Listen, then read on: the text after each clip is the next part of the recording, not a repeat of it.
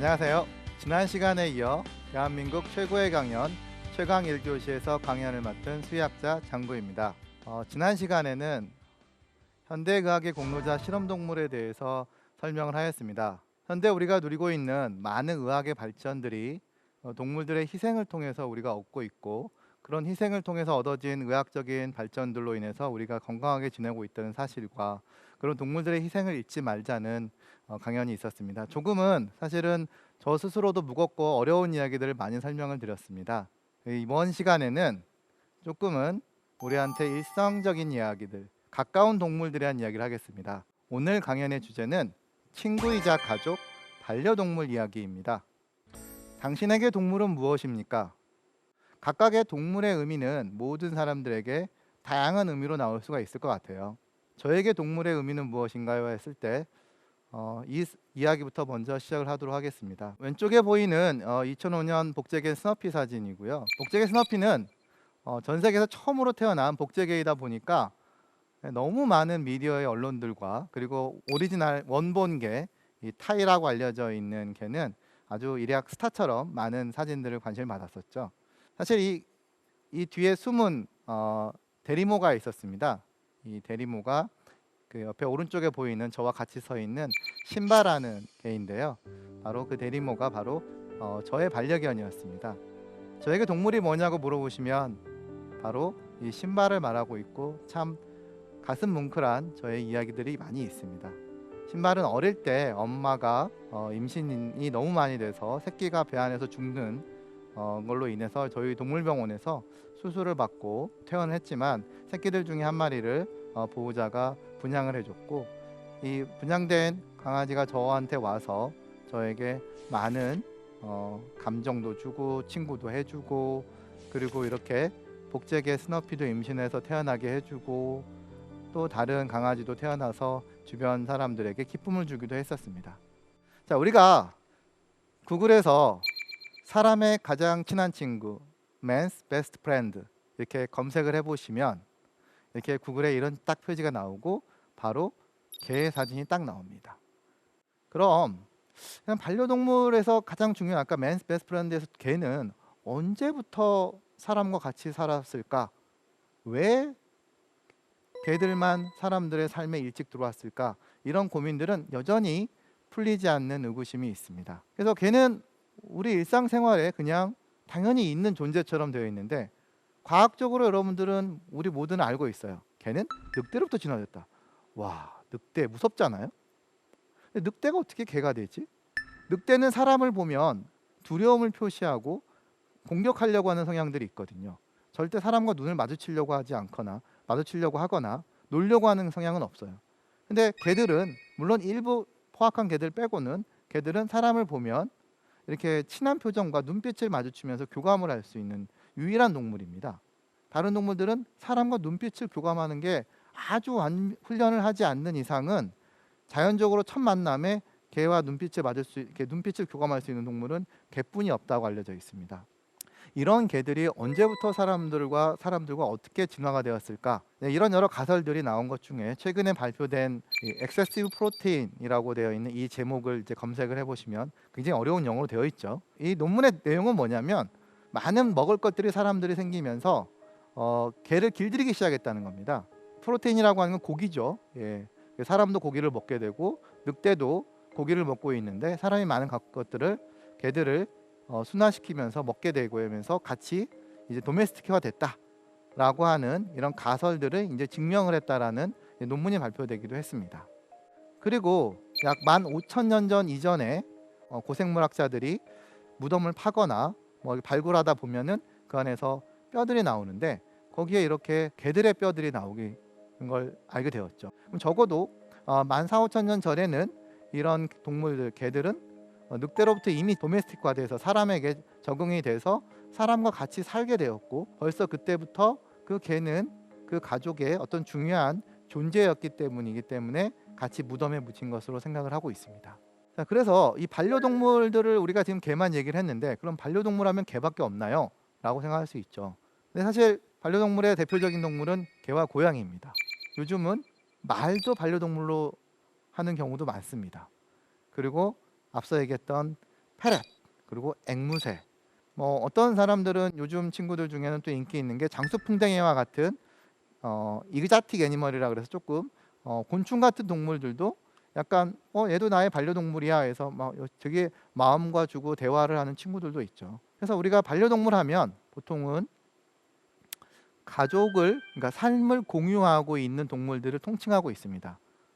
근데 이제 그런 통칭하는 동물들 중에 대부분의 동물들이 개와 고양이를 포함되어 있고, 특히 우리나라에서는 개의 비중이 압도적으로 높죠. 약 70% 정도가 아마 지금 개고 고양이가 한 30% 되는데, 점점 그 비율은 증가하고 있다고 합니다. 선진국으로 갈수록 고양이 비율이 높아집니다. 그래서 예를 들면 일본 같은 경우는 5대5 정도 비율이 된다고 해요. 그래서 앞으로도 우리나라에는 개의 비율은 아마 좀 줄 가능성이 높고요. 고양이를 키우는 인구가 점점 증가하고 있습니다. 자, 그럼 오늘 이 시간을 통해서 제가 오늘 반려동물에 대한 여러 가지 이야기를 말씀드릴 건데, 그 중에 하나 이제 좀 중요해야 될 게 하나가 바로 이제 개와 고양이의, 특히 개 쪽에 맞추어서 이야기했지만 몇 가지 동물의 건강적인 측면에서 상식적인 이야기를 말씀드리고자 합니다. 일단 수명입니다. 반려동물의 수명이 사람에 비하면 많이 짧죠. 이 평균 수명이 소형견에서는 15살. 우리가 보통 생각하는 소형견은 보통 이제 치와와, 말티즈, 작은 푸들, 쉿주, 뭐 이런 동물들이 보통 소형견종들인데, 소형견종들이 더 오래 살아요. 그래서 평균 15살인데 점점 늘고 있습니다. 지금 저 자료는 책에 나와 있는 건데, 평균 15살이고 더 많이 사는 애들은 17살, 18살. 제가 진료한 것 중에는 19살도 저는 진료를 해본 적이 있습니다. 이상하게 대형견이 소형견보다는 수명이 짧아요.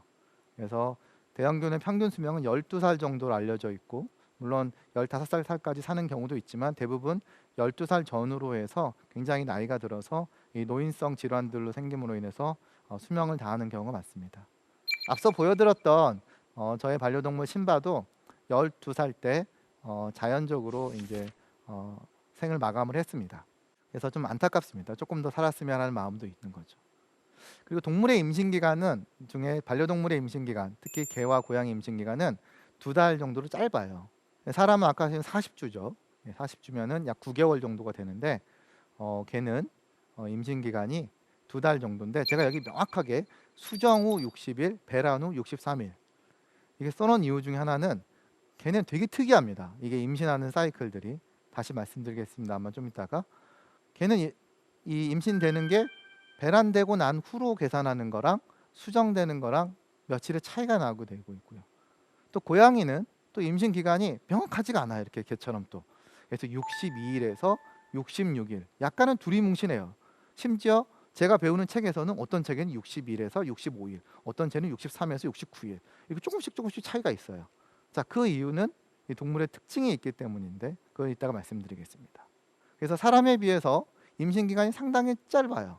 짧음에도 불구하고 얘네들을 태어나면 사람보다 더 온전하게 활동을 하죠. 개와 고양이를 키워보거나 태어나서 본 점이 있으면 정말 놀랍죠.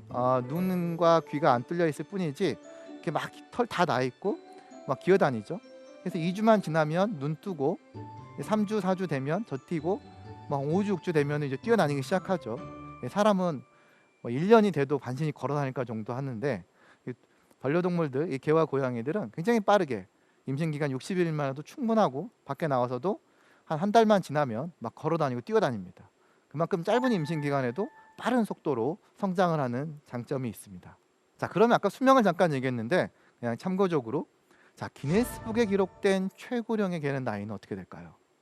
물론 제 강의를 듣고 빨리 구글로 검색을 해보신 분도 있겠지만, 기네스북에 기록된 가장 나이 든 기록된 개는 29살이라고 합니다. 그러니까 평균보다 무려 2배를 산 거죠. 평균이 15살이니까 약 30살로 계속을 하면, 그래서 개가 실제로는 어쨌든 잘 키우게 되면은 29살까지도 살 수 있구나라는 것들은 우리 알았으면 좋겠습니다. 그만큼 동물을 잘 키우게 되면 개와 고양이도 오랫동안 키울 수 있을 것 같습니다. 우리나라에서도 아까 말씀드린 것처럼 점점 평균 연령이 조금씩 높아지고 있습니다. 과거보다. 자, 상상 임신. 제 전공이 앞서 제 1강에서도 말씀드렸지만 동물의 임신과 출산에 대한 강의를 하고 진료를 한다고 말씀드렸습니다. 제가 많이 보는 게 동물의 임신 사진들이에요. 저는 정말 1년에 몇 번도 동물의 임신된 초음파 사진들을 봐요. 텔레비전에서 이게 사람들을 가끔 이제 남편과 부인이 병원에 가서 초음파 사진을 딱 찍어서 이렇게 초음파 영상들 딱 보여주면 남편이 되게 표정이 밝고 막 와 신기하다 이렇게 보는데, 저는 와이프한테 혼났습니다. 그 사진을 너무 많이 봐가지고 이게 좀 흥미도가 떨어지는 거죠. 또 임신이구나 뭐 이런 느낌을 받았기 때문에. 근데 이제 상상 임신이라고 하는 건 좀 특별하죠. 또 사람에서 상상 임신은 약간은 좀 정신과적인 약간 스트레스를 받아서 발생할 수 있는 것이라고 알고 있습니다. 근데 개와 고양이는 상상 임신이라고 하는 게 반드시 거치게 되어 있습니다. 자, 이게 무슨 말이냐? 배란을 하게 되면, 임신을 하지 않으면 다음번 배란을 위해서 임신을 준비를 해야 되는데, 개와 고양이들은 배란이 되면은 배란함과 동시에 동물이 내가 임신한 것처럼 호르몬들이 나와요. 그래서 임신 유지 호르몬들이 무려 임신 기간 동안 유지가 됩니다. 그래서 2달 동안, 아까 말한 임신 기간 약 2달 동안 계속 임신 유지 호르몬들이 나오다 보니 이 몸에 변화가 나타나는 거죠. 그래서 일부 동물들은 그 변화가 너무나 드라마틱해서 정말 옆에서 보면은 혼자 집에서 있는데 집에 암컷이고 밖에 나간 적이 없어요, 분명히. 근데 애가 임신한 것처럼 배가 유선이 막 커져 있고 그 다음에 새끼를 낳으려고 막 이렇게 모성 행동들이 나오는 경우도 있습니다. 근데 정말 놀라가지고 설마 내가 뭐 잠깐 없는 사이에 얘가 집을 나갔다가 어떻게 동네에 있는 개들과 혹시 원치 않는 임신이 됐을까?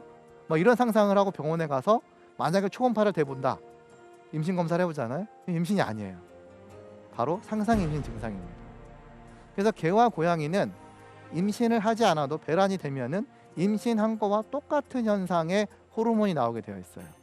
하지만 외형적으로 아까 말씀드린 것처럼 극단적으로 임신이 되는 형태의 모습을 보이는 동물들이 있는가 하면, 그냥 호르몬 검사를 하면 임신인데 겉으로는 임신하지 않는 형태의 모습도 보이고 있습니다. 그래서 그 형태가 정말 0과 10처럼 극단적인 상황이 나오게 되기 때문에 호르몬 검사를 하면 얘는 임신이에요 라고 말할 수 있어요.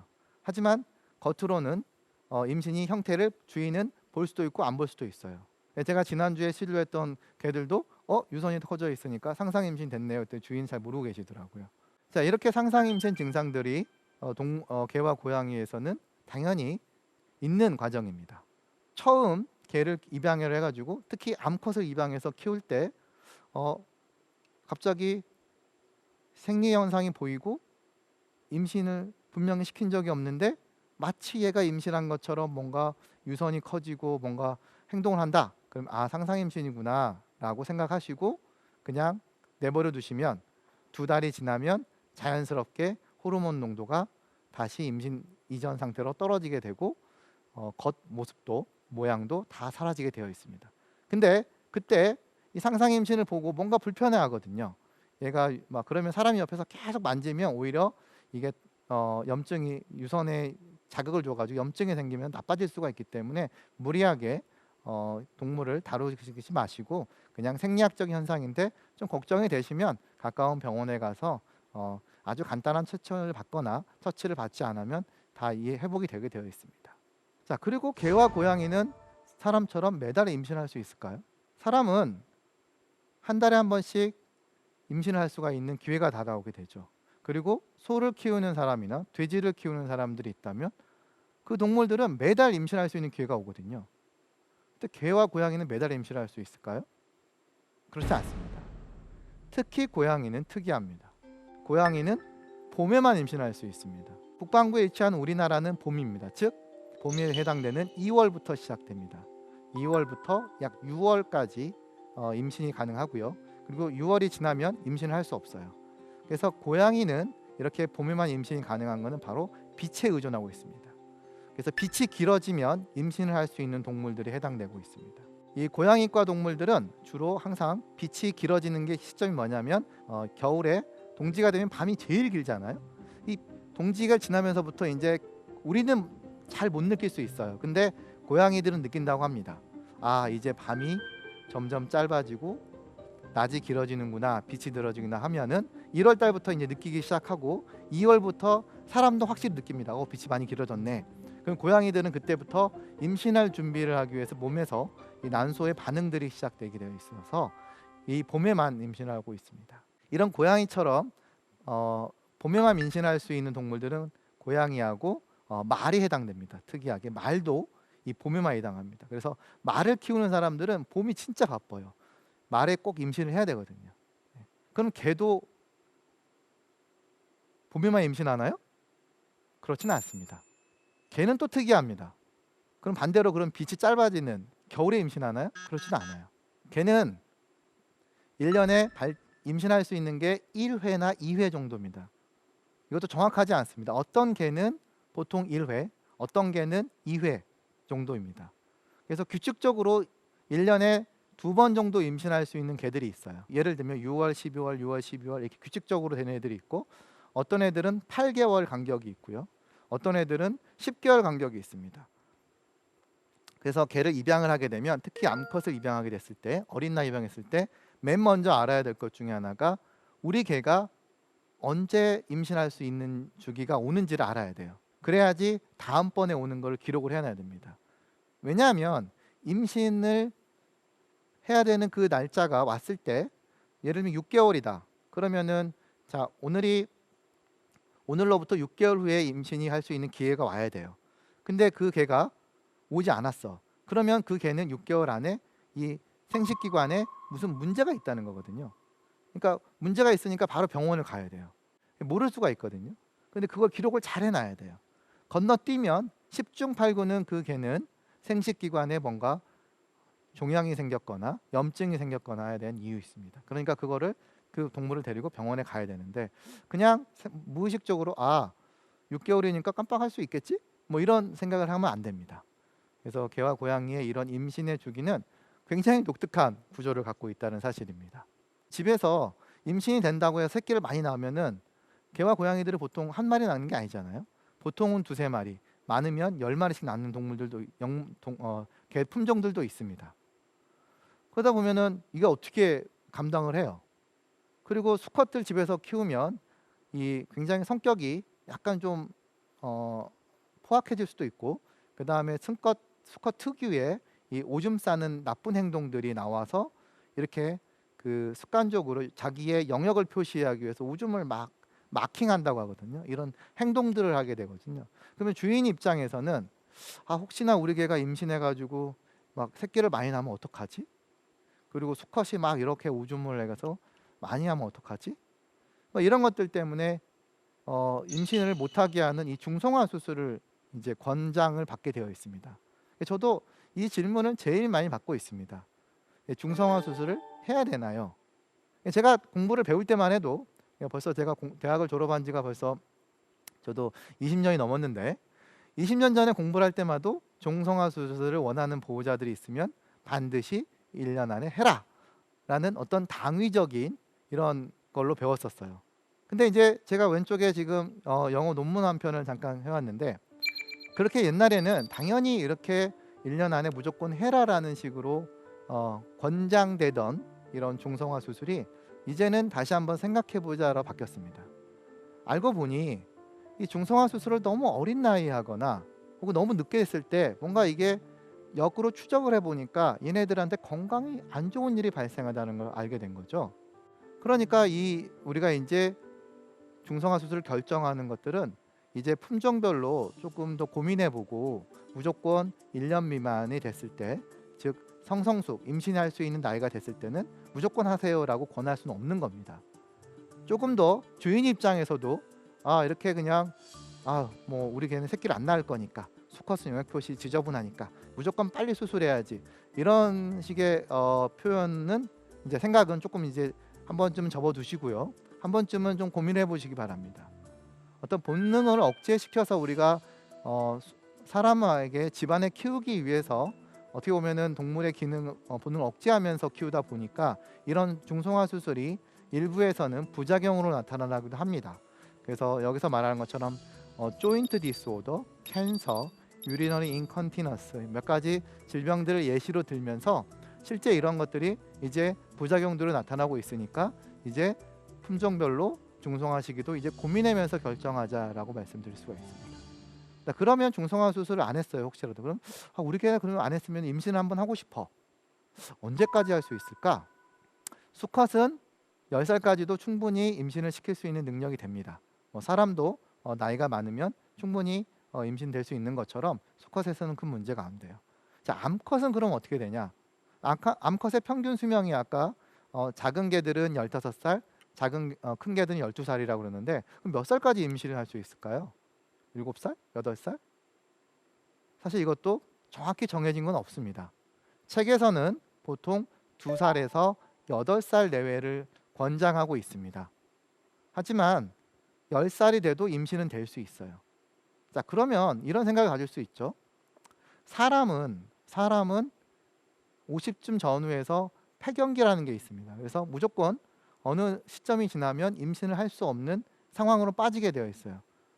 그래서 개들도 그런 폐경기가 있는 건가요? 라고 물어볼 수 있지만 개들은 엄밀히 얘기하면은 사람처럼 해당되는 이 메노포즈, 폐경기와 같은 건 존재하지 않습니다. 그냥 메노포즈 라이크 상태, 폐경기와 비슷한 상태로 변하는 것 뿐이에요. 그래서 보통 2살에서 8살 정도가 임신의 정년기입니다. 그게 폐경기 때문에 8살이 정년기가 아니고요. 점점 배란되는 횟수가 줄게 되고 임신될 확률이 떨어지게 되고 그리고 나이 들어서 난산이 되는 것, 즉 임신하고 유산될 때, 출산될 때 어떤 불의의 사고가 발생될 수 있기 때문에 임신을 시키지 말라는 목적으로 인해서 나이를 제한하고 있는 것으로 생각하시면 됩니다. 자, 그리고 집에 있다 보니까 반려동물들이 물론 마당에서 키우는 분들도 있지만 점점 아파트로 들어오게 되고 많이 키우게 되다 보니까 이제 냄새가 나니까 목욕을 많이 시키죠. 지금은 그래도 많은 보호자분들이 사람이 쓰고 있는 샴푸나 비누들을 많이 안 써요. 많이 지지게 됐지만. 근데 이제 처음에 못 모르고 이제 아유 뭐 똑같지 뭐 하고 개 피부나 사람 피부나 똑같이 하면서 이제 사람 쓰고 있는 거 막 뭐 향기 나는 거 막 써요. 그럼 나중에 이제 뭐 개 피부가 이상해집니다. 실제로 여성분들 민감한 분들은 아실 거예요. 아마 뭐 화장품만 조금만 바뀌어도 피부가 좀 이렇게 트러블 생긴다고 하더라고요. 그래서 개들도 트러블 생깁니다. 그래서 여기 보여드린 것처럼 개의 피부와 사람의 피부에는 이 pH가 좀 다르기 때문에 거기에 맞는 전용 샴푸와 로션을 쓰는 게 좋습니다. 그래서 집에 혹시라도 사람용을 쓰고 있거나 그런 게 있으면 앞으로는 무조건 개와 관련된 전용 제품을 쓰는 게 좋습니다. 자, 반려동물들이 그럼 어떤 역할을 하느냐는 거죠. 또 우리 가족들이 있을 때 이모셔널, 즉 감정적인 거에 굉장히 의존을 할 수가 있겠죠. 그래서 반려동물의 역할의 첫 번째가 우리 이 감성적인 존재들입니다. 이제 보시는 사진들을 보시면 저는 참 보기 좋아요. 근데 저희 어머니 세대만 해 저희 어머니가 지금 75세신데 개와 같이 아이스크림을 먹고 개와 같이 침대에서 뭐 이런 것들이 좀 불편할 수가 있죠. 하지만 이제 뭐 저희 세대나 저희 세대 아래로 갈수록 이 반려동물들과 같이 놀고 안아주고 뽀뽀하고 나 먹던 거 주고 먹고 뭐 이런 것들은 사실 뭐 굉장히 흔한 일이 돼가고 있고요. 아래 보여드리는 이 마음이 영화의 한 장면이죠. 아주 정말 똑똑한 이 리트리버죠. 그 영화 보면 정말 이렇게 저절로 가슴이 따뜻해지는 느낌이 날 겁니다. 저는 어차피 제 직업이 수의사이다 보이고 또 실제로 진료 활동도 조금씩 하고 동물들을 많이 다루다 보니까 저희 아이들이 태어났을 때 정말 다른 아이들보다 많은 동물들 노출되어 있습니다. 보여드린 사진은 제 딸 사진인데요. 아마 제 딸은 뭐 거의 1살 걸어다닐 때부터 이제 목장을 따라다니기 시작했습니다. 제가 출장을 가면은 아빠 목장 갈래 같이 가자 그러면은 못 모르지만 아빠가 책에서 읽어줘서 동물들은 좋은 존재고 우리한테 훌륭하고 소중한 존재들이야 하고 가서 이렇게 쓰다듬어 주기도 하고 밥 먹을 때 그 그릇 지저분하면은 배 아프고 그러니까 밥 먹는데도 깨끗하게 해줘야 돼. 청소도 해줘야 되고 동물들도 너를 두려워할 수 있으니까 다가갈 때는 항상 눈빛을 마주치고 먼저 네가 간다라는 신호를 주고 동물이 도망가면 딱 다가가지 말고 잠시 기다렸다가 가고 동물도 너가 두려우니까 너가 인정될 때까지는 잠시 서로 시간을 갖는 게 필요하다. 만약에 동물이 다가왔을 때 너가 또 도망가 버리면 동물도 또 놀랄 수가 있기 때문에 동물과 우리가 처음 만나는 순간에는 굉장히 조심스럽게 다가가야 된다. 이렇게 다가가다 보면 이 동물에 대한 이 친화성이 생기게 되고 동물에 대한 편함이 생기게 되고 책임감도 많이 생기게 됩니다. 지금은 햄스터를 키우고 있긴 한데 엄청나게 공을 들이고 있죠. 굉장히 소중하게 키우고 있고 가끔 힘들 때도 있지만 보면 가끔씩 보면은 그 동물 햄스터와 대화를 나눌 때 보면 그래도 동물이 있으니까 아빠한테 혼났을 때도 가끔 또 동물하고 또 얘기를 하고 재밌게 하는 거 보면은 좋아 보이기도 합니다. 그래서 아이들에게 동물들이 좋은 10가지 이유, 사실 이걸 다 제가 말할 수는 없습니다. 근데 아이들이 동물들을 키움으로 인해서 배울 수 있는 것들이 상당히 많습니다. 물론 처음부터 적대감을 갖거나 혹은 트라우마가 생기면은 다가가기가 어렵겠지만 처음 시작이 중요합니다. 처음에 어릴 때 동물이 무섭게 다가가면 그 아이는 계속 동물을 이제는 다가갈 수 없게 어떤 두려움이 생기는데, 처음에 잘 다가가게 됐을 때는 그다음부터는 동물을 다가갈 때 굉장히 이제 소중하게 생각을 하는 거죠. 그럼 그 아이들이 혹시 이제 동물을 했을 때 책임을 지게 되게 되고요. 도와주려고 합니다. 동물이 아프게 되면 도와주려고 하는 것. 즉 살아있는 생명을 도와주게 될 수 있다는 감성이라는 게 생기게 되어 있습니다. 이렇게 아이들이 동물이 좋다는 이유들은 제가 말하지 않아도 많은 사람들이 알고 있고, 그래서 생각하고 동물들도 많이 키우고 있어요. 그럼 아이들만 좋냐? 그렇지 않습니다. 어른들도 좋습니다. 그래서 세계 노인 연맹이라는 기구가 있더라고요. 네, 거기서 이렇게 나이 든 사람들이 동물들을 컴패니언이면 반려동물을 키웠을 때의 어떤 베네핏, 좋은 점이라는 보고서들이 발표된 적이 있고, 유니버시티 오브 퀸슬랜드에 나온 논문들의 일부 발췌를 해봐도 이 여러 임상학적으로 분석을 해봤을 때도 이 나이 든 사람들이 이 반려동물들과 같이 자라게 됐을 때 긍정적인 측면이 더 많다라는 거죠. 자, 반려동물도 우리한테 감정적으로 도움만 주느냐? 반려동물도 아까 이제 우리 인구 조사에 들어가잖아요. 몇 마리 있는지, 우리나라에 어떻게 되는지. 어떻게 보면 사회에 이제 우리는 구성원으로 보고 있는 거죠. 실제 동물들은 굉장히 많은 역할을 해주고 있습니다. 뭐 이미 딱 사진을 나오면 고개를 다 수긍을 했었을 겁니다. 공항, 그 다음에 구조, 그 다음에 맹인, 이런 분들, 사람들을 위해서 도와주는 개들이 있죠. 자, 그리고 그 아래 제가 코로나19라고 써놨습니다. 이게 무슨 말일까요? 자, 이 개들의 후각 능력이 과연 어디까지일까라는 놀라운 과학적 세계를 말씀드립니다. 핀란드 헬싱키 공항에 세계 처음으로 이 코로나에 걸린 사람을 개가 걸러낼 수 있는 능력을 테스트하고 있습니다. 실제 프랑스하고 영국과 미국에서 실험실 수준에서, 실험실이라고 하는 이런 무대와 같은 공간에서 여기에 코로나에 걸린 사람의 옷과 코로나에 걸리지 않은 사람 옷을 놔뒀을 때 훈련된 개를 놓고 찾아봐 그러면은 실제 거의 90% 이상 코로나에 걸린 사람의 옷을 찾아낸다고 합니다. 그래서 그런 현장에서의 결과를 가지고 이 훈련된 개를 그러면은 공항에다 투입하자. 그럼 공항에서 들어오는 사람들의 냄새를 맡고 거기서 1차적으로라도 우리가 코로나를 걸린 사람을 분류할 수 있다면 이 통제할 수 있을 것이다 라고 해서 핀란드 헬싱키 공항에서 이런 실험들을 진행하고 있습니다. 결과가 상당히 기대됩니다. 왜 그러냐면 이 개들의 후각 능력이 너무 뛰어나요. 코로나뿐만 아니라 영국에서는 민간 단체에서 어떤 일까지 하냐면 이런 뛰어난 후각력들만 모아가지고 우리가 민간 단체를 만들어서 영국에서는 암을 확인하는 개로 하고 있습니다. 모든 암은 하는 게 아니고요. 특수한 냄새를 내뿜는 암들이 있어요. 특히 폐암류가 그렇습니다. 이 폐암에 걸린 사람들은 이 호흡을 할 때 이 특수한 냄새가 난다고 합니다. 우리는 사람은 잘 못 느껴요.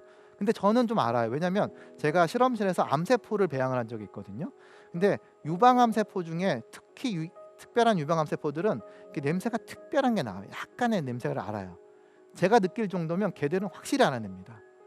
아마 그래서 이 사람들의 어떤 그 폐암에 걸린, 특수한 암에 걸린 사람들은 아마 폐에서 특수한 냄새가 날 거예요. 그럼 그 냄새를 개들이 알아맞춘다고 합니다. 이렇게 많은 훈련을 시켰을 때 이 사회 구성원으로서 개들은 우리한테 많은 도움을 주고 있습니다. 자, 이런 훈련만 해서 도움을 주는 게 아니라 병원에 가서도 도움을 주고 치료도 도움을 줘요. 왜냐하면 자, 우리가 설마 뭐 개가 치료야, 물론 마음의 안정을 치료도 줄 수 있는 것처럼 치료도 될 수 있습니다. 그래서 여기 치과 병원에 여기 지금 오른편에 보여드리는데 아이가 누워 있는데 리트리버 한 마리가 지금 누워 있죠. 병원이란 존재, 치과라는 존재는 사람, 물론 치과는 저도 무섭습니다. 예, 무서운데 아이들은 더 무섭죠. 근데 거기에 자기가 좋아하는 귀여운 리트리버가 있어. 그럼 뭔가 좋다, 다가와. 그리고 선생님이 그런 거죠. 이빨 치료 잘 받으면 이 리트리버가 너한테 젤리를 줄 거야. 실제 얘네들이 훈련을 받아가지고 이렇게 가서 뭘 주기도 합니다. 그런 훈련 받은 애들. 그러면 아이들은 굉장히 기쁘죠. 아, 친구가 있구나. 뭐 자기랑 통하는 친구가 있다고 생각을 하고 마음의 정서적 안정감을 취한다고 해요. 그래서 이렇게 일부 병원에서 소아과 병원이나 치과 병원에서는 개를 키움으로 인해서 어린아이들이 혹은 조금 병원을 무서워하는 사람들에게 심리적 안정감을 줄 수 있는 약간 안정치료 같은 느낌을 줄 수도 있고요. 또한 자폐증이라든지 그다음에 의사소통이 좀 어려운 어떤 심리적인 치료가 걸린 사람들은 실제 개들과 소통함으로 하면서 치료가 된다고 합니다. 그래서 우리가 그런 것들을 여기서 써 있는 것처럼 애니멀 어시스트 서라피에서 AAT라고 해요. 근데 우리나라는 아직까지 이 AAT라고 하는 게 정립 단계에 있지는 않습니다. 일부 사단법인을 만들어서 동물 훈련을 받은 사람들이 이제 아까 얘기처럼 아이들 중에 집중력이 저하되어 있거나 소통을 잘 못하는 애들은 이렇게 훈련된 받은 개들과 놀이를 하게 되면은 이런 치료 개선 효과가 있다고 합니다. 실제 미국이나 여기는 일본 사진인데, 그래서 의사들이 처방을 내려줍니다. 아, 이 사람은 동물 치료가 필요합니다. 그러면 이제 그런 동물 치료를 전문적으로 해주는 그런 기관에 가서 동물들과 노는 거죠. 놀면서 얘기도 해보고 그러면 실제로 그래서 심리적인 치료가 된다고 합니다. 그래서 아까 이제 우리나라에서 일부 있었던 활동들입니다. 울산에서 이렇게 치료된 활동들이 있었다고 하고요. 지금 서울대학교 동물병원은 저희 동물교실도 있어서 학부생들이 운영을 하면서 어린아이들 중에 이렇게 정말 병원을 떠날 수 없는 아이들이 있어요. 뭐 백혈병, 소아백혈병이나 정말 안타깝습니다. 저도 저희 아이가 심장병 했을 때 서울대병원을 간 적이 있는데 정말 가면은 정말 아이들의 표정은 너무 천진하고 좋은데 바깥 못 나가거든요. 중환자실에 있고 그러다 보니까 이제 막 우울하고 그러는데, 그런 아이들이 이렇게 훈련된 개들하고 한번 노출이 되면 굉장히 기뻐집니다, 얼굴에. 그래서 마음이 기뻐지는 거는 이 실제 병 치료에도 도움이 분명히 된다는 건 우리 모두 알고 있습니다. 그래서 이렇게 동물 치료로서 우리는 이 반려동물들은 사회 구성원으로서 하나의 역할을 하고 있습니다. 그러면은 지금은 약간 이런 구성원으로서의 약간 심리적인 치료였다면, 진짜 질병 치료에 대한 역할들에 대한 부분들을 일부 소개시키고 드리고자 합니다. 자, 개들도 늑대로부터 진화가 됐습니다.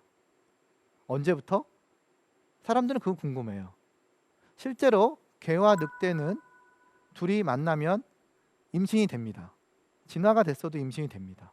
그럼 이제 진화가 됐을 때 유전자를 검색을 해보면은 어느 유전자가 어떻게 돌연변이가 됐는지를 우리는 알 수가 있어요. 그래서 지금도 많은 사람들이 개의 유전자를 검사하고 해서 어떤 돌연변이가 일어났을 때 왜 그럴까 찾고 있어요. 그래서 여기서 보여드리는 것처럼 늑대는 닭뼈를 먹을 수 있습니다. 닭고기를 막 먹어요. 근데 개는 닭뼈를 생닭을 먹으면 안 되거든요. 잘못하면 목에 걸리고 다쳐요. 그 유전자의 변화의 차이가 있습니다. 그런 것들을, 이런 변화를 DNA 분석을 통해서 알려주는 정보도 우리가 알 수가 있고요. 그리고 이런 유전자의 변화로 해서 나오는 선천적인 암들이 있습니다. 미국의 NIH라는 아주 엄청나게 큰 연구기관이 있죠. 그래서 이 캐나인 캔서 컨소시엄이라 그래가지고 개의 암들이 살펴보니까 사람과 암과 너무 똑같은 게 많아. 근데 약도 똑같은 걸 써요. 저희 동물병원에서 제가 그 암 치료를 많이 하는 사람은 아니지만 저희 내과 우리 암 전문하시는 보면은 비슷한 약들을 많이 씁니다. 사람에서 쓰는 약들을. 그래서 미국에서는 이렇게 새로운 항암제가 개발이 됐으면 동물 실험이 끝나고 임상 실험을 할 때 사람만 하지 말고 그런 똑같은 암을 걸린 개들한테도 같이 임상 실험을 하자. 그래서 개에서 만약에 그 효과가 나오면 사람도 효과가 나오겠지? 혹은 개에서 부작용이 있으면 사람도 부작용이 있겠지? 그리고 사람이 먼저 효과가 나오면 개도 나중에 효과가 나올 수 있을까 없을까? 이런 것들을 비교의학적으로 알 수가 있는 거죠. 그래서 지금 굉장히 떠오르고 있는 게 바로 이런 비교의학적인 겁니다. 같은 환경에 살고 있는 동물이에요. 같은 걸 먹고 자고 해요. 암이 발생도 했어요. 비슷한 암이에요. 췌장암. 약도 비슷해요. 새로운 항암제예요. 그러면 같이 먹어보는 거죠. 체중만 달라요. 어떻게 반응하는지. 개가 반응이 먼저 빨리 올 가능성이 높아요. 체중도 작고 수명이 짧기 때문에. 그럼 거기서 우리는 나쁜 것을 찾을 수도 있고 오히려 더 좋은 걸 찾으면 빨리 할 수도 있는 것들을 알 수 있는 것들이죠. 그래서 이렇게 사람의 질병을 이해할 때 집에 있는 반려동물의 질병도 같이 이해하면 좋다는 거죠. 이런 뿐만 아니라 또 다른 혈액암입니다. 요즘 인기 있는 카티라고 하는 암이 있는데요. 혈액암입니다. 이것도 마찬가지예요. 사람에서 지금 암 치료하기 위해서 굉장히 많은 역할을 하고 있거든요. 지금 계속 똑같이 하고 있어요. 그래서 혈액을 꺼내서 암세포를 죽이는 이 T셀을 만들어 가지고 이 T셀을 다시 개에다 줘 가지고 그 개가 치료되는지 보는 거죠. 비교의학적으로 이게 되잖아요. 그럼 사람도 된다는 가능성이 더 높아지는 거죠.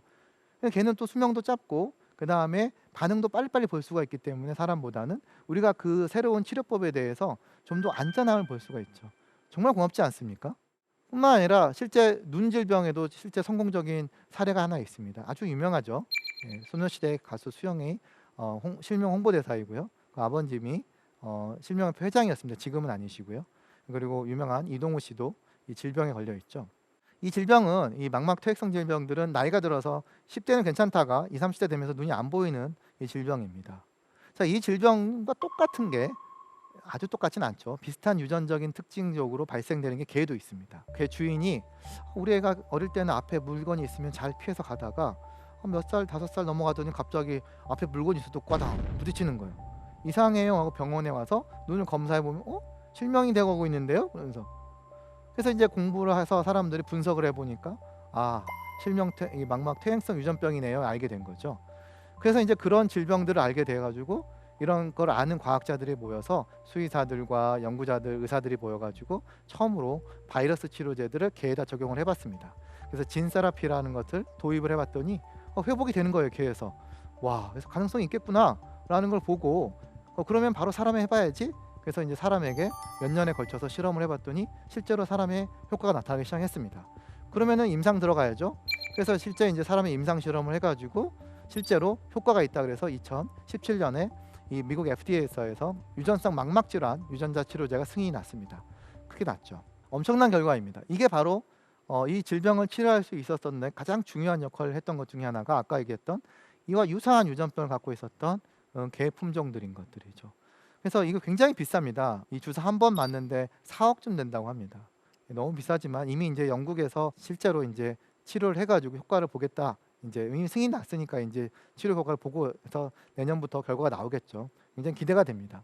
그리고 또 DMD 질병이라는 게 있어요. 근육 위축 질병인데요. 찰스 킹 스파니엘이라고 하는 아주 르네상스 시대에 조금 사는 이 스파니엘 계열의 아주 고급 품종이 있는데요. 걔네의 질병이 여기 사람에 있는 것처럼 비슷한 게 있어요. 바로 X 유전자에 있는 열성 유전병인데요. 이 주로 사람은 여자는 X가 2개니까 한쪽에만 질병이 있어도 한쪽이 보상을 하는데 남자는 X가 하나잖아요. 그러다 보니까 근육 질병이 생기면 바로 증상이 나와요. 그래서 이런 DMD라고 하는 질병이 남자가 많은데 여기에 이제 생기면 근육이 이렇게 잘 안 자라요. 근데 이런 유사한 게 아까 얘기했던 찰스 킹 스파니엘이라는 품종에 있었고 그거를 아는 사람들이 실제 개에서 이 질병을 가진 개들에게 유전자 치료를 해보니까 치료가 된다는 것들을 최근에 발표가 된 겁니다. 네이처에 발표가 돼서 와 이제 얼마 안 있으면 앞서 얘기한 것처럼 이 눈에서 있었던 일들도 이제 가능하겠구나라는 것들도 정말 이제 현실로 다가오고 있습니다. 그래서 이런 개에서 발생되는 이렇게 우리 옆에 가까운 내가 키우고 있는 개인데 질병이 없어요. 하지만 옆집 개가 유전병이 있대. 그게 나와 무슨 상관이야? 라고 생각할 수 있겠지만 그 질병들은 어느 누군가의 혹시라도 우리 사람과 유사한 질병을 공유했다고 하면 걔네들의 질병 정보들이 먼 훗날 사람에게 도움이 될 수 있다는 사실입니다. 자, 지금까지 질병에 대해서 얘기를 말씀을 드렸어요. 감시자 조금 색다르죠. 사실 이 부분 얘기할 때는 좀 마음이 무겁습니다. 지금이야 뭐 미세먼지 농도 하면은 뭐 예를 들면 핸드폰에 알람이 뜨고 뭐 여기 대기 중 온도 뭐가 다 나오죠. 감시할 필요가 없을 정도로 센서들이 발달되어 있지만 과거에는 이런 그런 것들을 감시해주고 도와줄 수 있는 게 동물들의 능력을 이용을 했습니다. 그래서 앞서 아까 동물의 후각 능력을 이용해 가지고 여러 가지 했었던 것처럼 이런 감시자 역할들이 실제 우리가 좀 알아야 될 것들이 뭐가 있냐면 가장 유명한 산화가 이 수은 중독이죠. 이 일본의 이 구마모토현의 이 미나미타시 쪽에 있는 수은의 공장에서 폐수가 노출돼 가지고 사람들이 굉장히 많이 막 죽고 막 기형되고 막 이렇게 많은 일들이 생겼었죠. 근데 이제 그때 사람들이 고양이들도 먼저 발견한 거예요. 고양이들이 막 약간 막 미친 척처럼 막 약간 춤추는 것 같다. 그래서 이 고양이 미친춤병이라는 말도 썼었거든요. 일본에서는. 그래서 이런 고양이들이 그때 막 같이 먼저 아팠었는데 사람들은 고양이에 미쳐서 그런 줄 알았는데 사실은 사람보다 먼저 증상이 나왔던 거죠. 만약에 그 옛날에 우리 사람이 고양이가 감시 역할을 했다는 것도 알고 저 고양이가 문제가 이상하다 그러면은 빨리 병원에 가서 왜 그런지 분석을 해봤을 때 수은 중독이네라고 그랬을 때 그러면 우리도 알았을 것 같기도 하거든요. 바로 이게 제가 말하고 참 우리나라에서 발생한 안타까운 얘기입니다. 무겁습니다. 바로 이 반려동물 가습기 살균 피해 사건인 사례인데요. 가습기로서 물론 저는 피해를 본 사람은 아니지만 그런 뉴스를 볼 때마다 참 마음이 안타깝습니다. 많은 사람들이 가습기로 인해서 피해를 보고 많은 사람들이 희생돼서 정말 안타까움 그지 없습니다. 근데 이제 당시에 제 아는 동료들이 이 진료를 했는데 갑자기 요즘 들어서 원인 불명의 폐렴을 걸린 고양이와 개들이 많이 와. 뭐 이런 얘기를 했던 거죠. 근데 이제 사람도 마찬가지입니다. 우리 수의사들도 아직은 왜 그러지? 이게 드문드문 오니까 막 계속 오면 모를까? 드문드문 오는데 뭔가 이상하다.